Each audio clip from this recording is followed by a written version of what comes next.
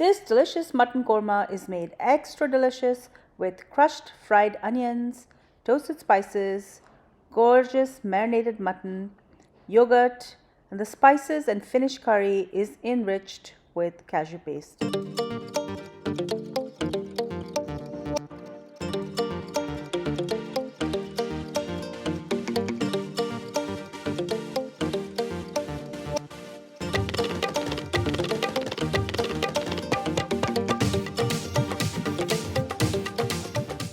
I have 1 cup of fried onions here and I'm just going to crush it. You can either make the fried onions as part of this recipe. I always make a batch ahead, so I always have them on hand for biryanis and some other rich gravies. I have 1 kilo or 2.2 pounds of bone-in mutton here, and I'm just going to marinate it with the juice of half a lime, 2 tablespoons of ginger and garlic paste, and salt to taste. Marinate the meat and just leave it aside for about 30 minutes. Now I'm going to toast a few spices. I've got 1 black cardamom, 2 2-inch sticks of cinnamon, 1 javitri or mace flower, 2 green cardamoms, and 10 cloves. I'm going to add this to toast, and I'm also going to add 2 teaspoons of cumin seeds and 1 teaspoon of peppercorns. Mix everything and toast it together. Then remove it, allow it to cool, and powder it. To cook the mutton, I'm going to add some oil to a pot and I'm going to allow it to heat.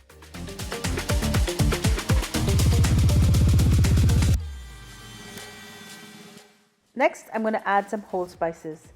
6 cardamoms, 1 teaspoon of peppercorns, 1 star anise, 1 2-inch stick of cinnamon, and I'm going to add this all into the oil together with 2 bay leaves.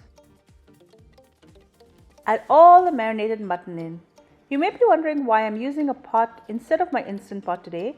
It's because in this recipe the meat is cooked using high heat.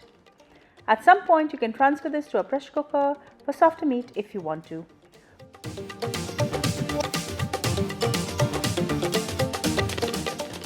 Cook this stirring frequently for about 20 to 25 minutes.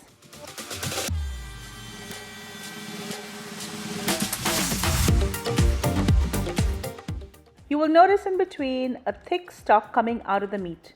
You want to keep cooking this till it evaporates and just the oil is left behind.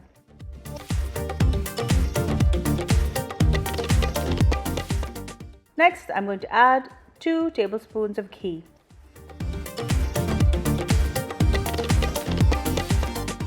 Add half a cup of thinly sliced onion rings, and I'm going to cook this for another 20 minutes.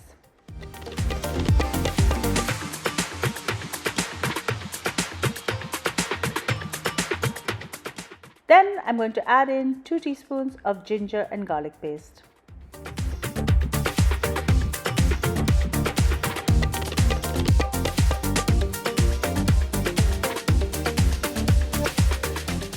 I'm also going to add some powdered spices. I've got 2 teaspoons of chili powder, 2 teaspoons of garam masala, half a teaspoon of turmeric powder, and half a teaspoon of cracked black pepper.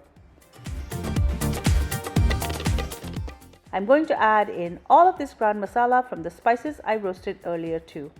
If you want to simplify this recipe, you could just add 3 tablespoons of garam masala instead, but grinding the masala fresh is best as that javitri or mace flower and black cardamom leaves a really impactful flavor. Add salt to taste and continue to stir everything so it coats the meat. Next, add 1 cup of whipped yogurt. Mix this in, and now I'm going to add in 1 cup of crushed fried onions. I'm also going to add in 1 cup of water. Now put a lid on this and cook this for about 20 minutes. I have half a cup of cashew nuts that I've been soaking in water for the last hour, and I will grind this to a paste.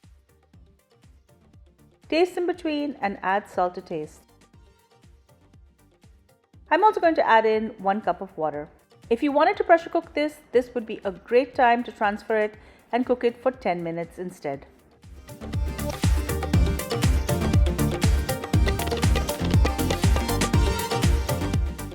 I'm going to add in 1 teaspoon of grated nutmeg, and finally I'm going to add in 3 tablespoons of cashew nut paste that I ground earlier,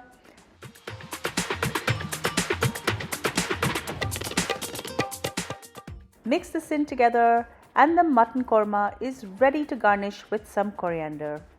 Enjoy.